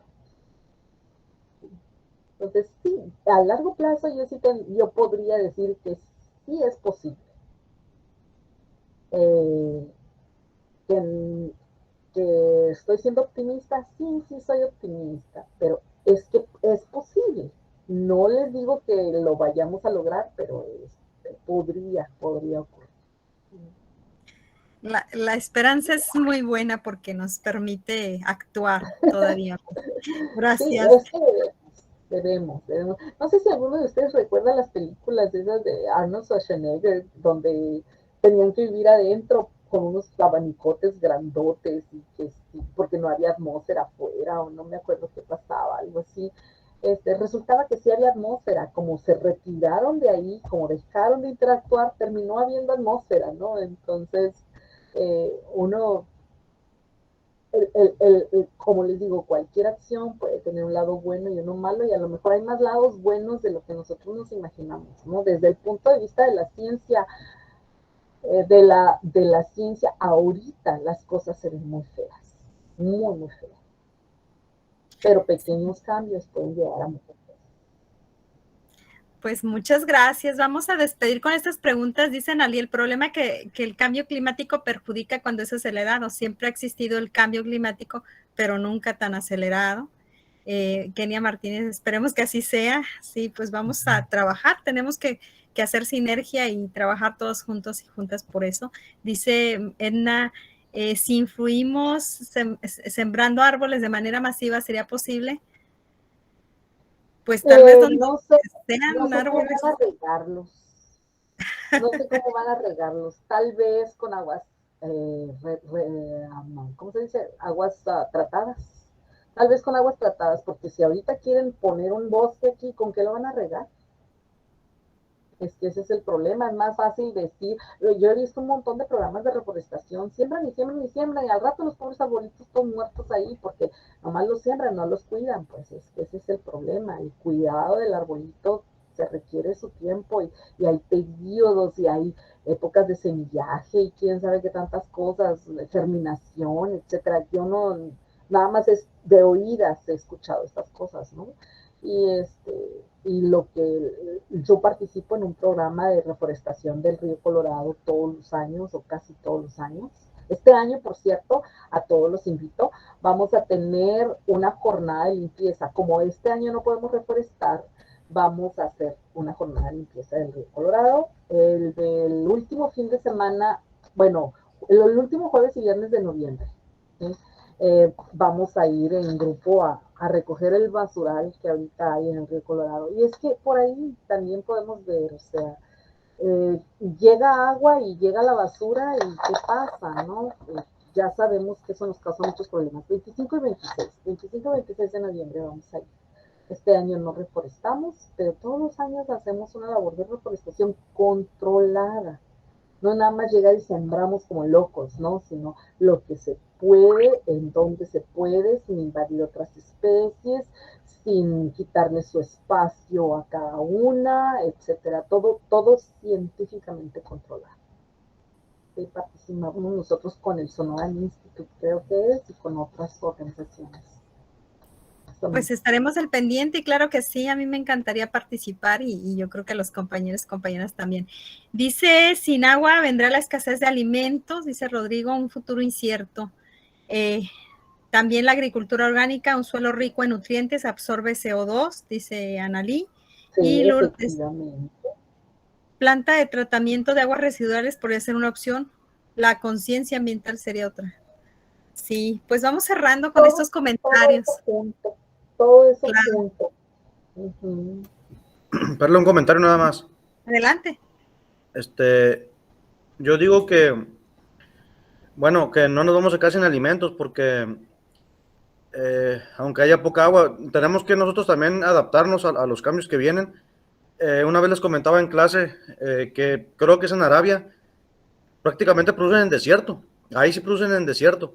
El agua la reutilizan y creo que luego la estabilizan, neutralizan las sales y todo, porque cada vez que fertilizan, pues obviamente aumenta la concentración de sales. Entonces neutralizan esa agua y la vuelven a utilizar y vuelven a fertilizar sus cultivos y generaciones de cultivos hasta que llega un momento, me imagino que la desechan, ¿no? Ahí sí desconozco totalmente el sistema ahí, pero se adaptaron ellos al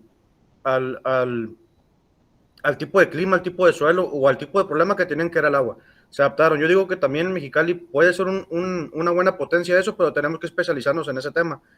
Y como dice la compañera Nalí, también con la agricultura orgánica es buena idea. Fíjese, yo soy agrónomo, no se me había ocurrido eso de la captación de CO2 con la agricultura orgánica por la materia orgánica. También, yo digo que también una solución rápida también para emisiones de CO2 es cambiar un poco, también lo comenté en clase, también estoy en la maestría de educación ambiental, es evitar las quemas de trigo. Todo lo que el trigo capta cuando en planta o en vivo de CO2, al momento que tú lo quemas se regresa, pero se regresa de una manera descontrolada. En cambio, si tú lo hacemos labranzas mínimas, como ya está de moda, que incorporas tú el trigo al suelo o la paja, pues hace lo que usted decía también, maestra, el carbono se regresa, pero con su ciclo. Empieza del suelo y luego hace el ciclo del carbono. Entonces, yo creo que tenemos que cambiar mucho nuestra mentalidad, hablando pues de los cuidados del suelo y del agua, empezar por ahí para poder lograr un futuro prometedor.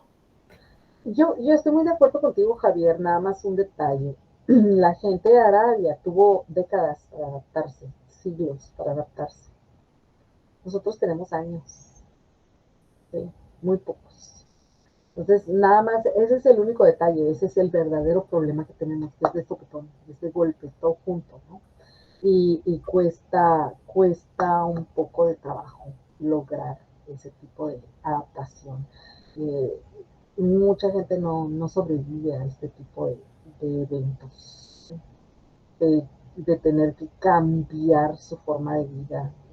Los vulnerables, pues la gente vulnerable no puede.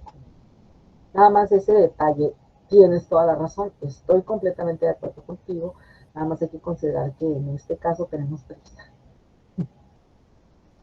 Sí, pues vamos a ir, ahorita que comentabas, Javier, te agradezco, me recordaste que tengo un conocido, un especialista que estudió justo con los árabes esto de las tecnologías del agua, entonces vamos a ver si lo podemos invitar para el siguiente ciclo.